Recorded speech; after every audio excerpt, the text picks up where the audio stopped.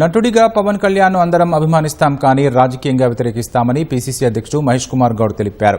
పవన్ కళ్యాణ్ ఆంధ్ర మూలాలు ఉన్న నాయకుడని, ఆయన వెనుక ఎవరో ఉండి నడిపిస్తున్నారని ప్రశ్నించారు. ఆంధ్ర ప్రాంత నాయకుడు వచ్చి తెలంగాణలో పార్టీ పెడితే తెలంగాణకు న్యాయం జరుగుద్దని ఎలా విశ్వసిస్తారు? ఎవరో వెనుక ఎవరో ఉండి వారికి అడ్రస్ లేక ఇక్కడ ఈ అడ్రస్తో, ఈ బినామీ అడ్రస్తో రావాలనుకుంటే ప్రజలు విశ్వసించే పరిస్థితుల్లో లేరు. తెలంగాణలో పుష్కలమైన నాయకత్వం ఉంది.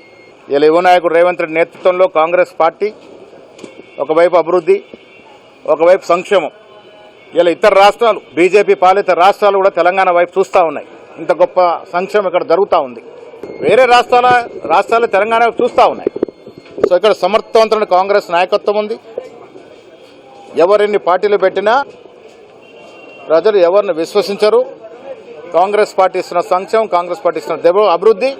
వచ్చే ఎన్నికల్లో మాకు కనీసం 100 సీట్లు రేవంత్ రెడ్డి గారు మేమందరం కలిసి వచ్చే ఎన్నికల్లో కాంగ్రెస్ పార్టీకి 100 సీట్లు తీసుకొచ్చి మరొకసారి ప్రభుత్వంలోకి వచ్చి ప్రజల ఆకాంక్షలు, ఆశలకు అనుగుణంగా పనిచేస్తాం.